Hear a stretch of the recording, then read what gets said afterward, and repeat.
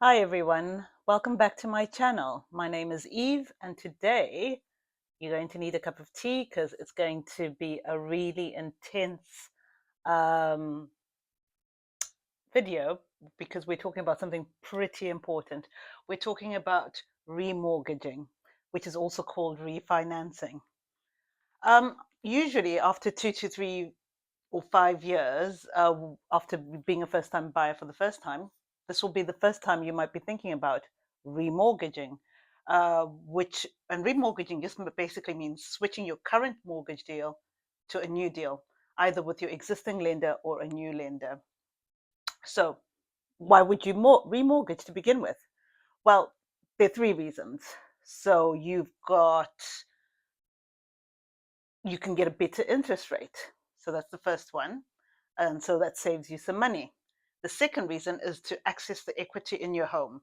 Equity is the difference between your current market value of your home and the remaining mortgage balance. So if you take the remaining mortgage balance and you subtract that from the current market value, that's the equity. So sometimes people want to access that equity and use that money for other things, like some people want to buy a second property, some people want to renovate their home, some people might want to buy a car. Just obviously, when you're doing this, you make sure that your mortgage provider is happy with the plan.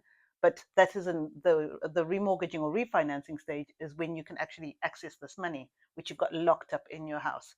The final reason that people sometimes remortgage is the flexibility. This is an opportunity to make changes to your mortgage. So maybe now you want to extend the term or shorten the term, depending on your new circumstances. Or you now maybe have gotten a promotion at work or gotten a pay increase, and now you can pay a bit more. So maybe you want to increase your monthly payments. This is the time to do it. So those are your three reasons for remortgaging: getting a better interest rate, accessing the equity, or increasing the flexibility around your mortgage. So, what's the process? The process is you first of all have a chat with your current mortgage lender and see what products they can offer you. This is one of the simplest processes of going about the remortgage path, and it's called a product transfer. Then you pop onto a website such as moneysupermarket.com. Obviously, that's the one I like myself. There are other price comparison websites out there, and you see what other mortgage lenders are providing. They will offer different things around legals, which is like solicitors, valuations. They might offer different product fees. So just arranging that a new mortgage, they might charge a fee, or some might not, and there might be some cash back. A useful tip that I have learned in my own personal journey is I look for a deal based on three things. I compare the initial rate. So if it's a 2-year fixed term, I look around what is the rate? Obviously, I'm looking for uh, the lowest rate if possible, but you've got to look at the whole picture. So then I look at the initial term as the second thing. So initial rate. So what's the new rate? What's the initial term? Is it 2 years? Is it 5 years? Is it 3 years? And that will be based on your own personal circumstances. And lastly, I look at the monthly payment.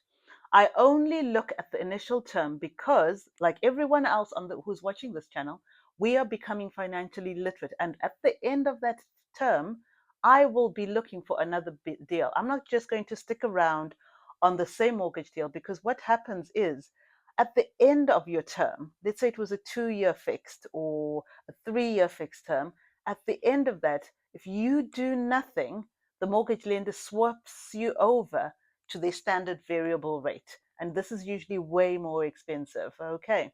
So all the people watching this channel will be very financially savvy, and they will know that as their mortgage deal is coming towards the end, they're going to start looking around to make sure that they do a switch if needed, even if it means with the same mortgage lender, because they will allow you to do that. So when should you start looking? I tend to think a good time to start looking is about 5 to 6 months before your mortgage deal expires or comes to an end. It Even if you agree and find a good deal at this time, do not switch it at this time. Just wait until your normal mortgage deal ends, and then ask them to switch it at that point. You can agree at 5 to 6 months' time, but when they say, when do you want it switched over? You say at the end. Once my mortgage deal, my current mortgage deal expires, that's when I want the swap to happen. Remember, you this is basically you are going into an agreement. So if you agree 5 to 6 months before, you've got the usual cooling off period of, whether it's 7 days or 14 days, depending on the provider. But that's the time you've got to decide whether you want to stick with it. 6 months later, when the deal is about to switch, you can't then change your mind. So be very clear about sorting out the deal early to get the best deal for yourself, because you will usually get a better deal early, and then fixing it by being aware that once you sign that document, that and you've gone through the cooling off period, that's it. That is your deal. But just as I said, make sure that the day when they ask you when do you want it switched over, you want it switched over at the end of your term. That way you don't get any early repayment charges from your current mortgage provider. So I was just looking today on the Money Supermarket website just to compare, and I put in a house value of 200,000 with left in over a mortgage of 150,000, and I put in 20 years. If I then filter it based on best monthly for a 5-year fixed rate, I then find that Lloyd's at the moment is costing £920 per month. So product fees, product fees are sometimes called mortgage booking fees or arrangement fees or reservation fees. And in this particular one with Lloyd's, theirs is costing £999. So that for you to switch over to that, you would have to pay that fee.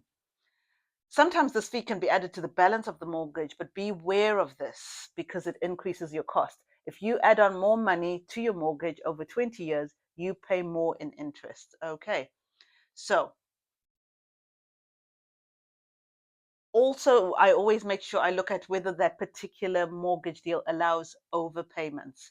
Usually most mortgages allow about a 10% overpayment each year, because if you've got a little bit extra money, you want to be able to pay extra onto your mortgage, because when you pay extra onto your mortgage, it decreases the actual money you owe. Not, you're not just paying the interest, you're decreasing the amount of money that you owe on your mortgage.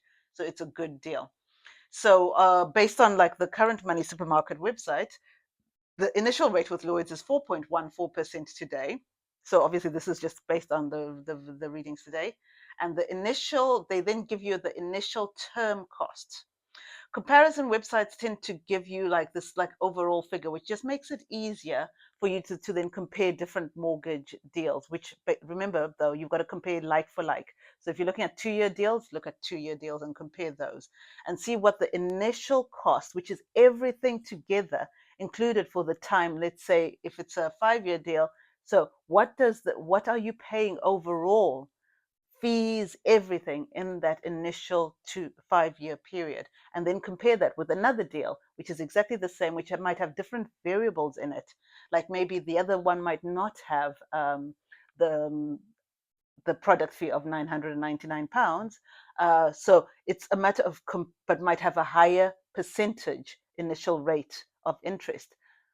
This way, you can compare the overall cost of that time when you're in the fixed term to see which is the best deal for you. The next thing to consider is the things to factor in when you considering remortgaging. So first of all, look at your current deal.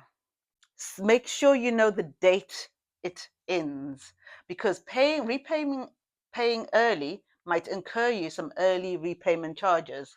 There's no need to pay for these if it's a matter of waiting 6 months. Most of the time, it's really not worth it. Then look at what's known as the loan to value. The lower the loan to value, the better the deal you get.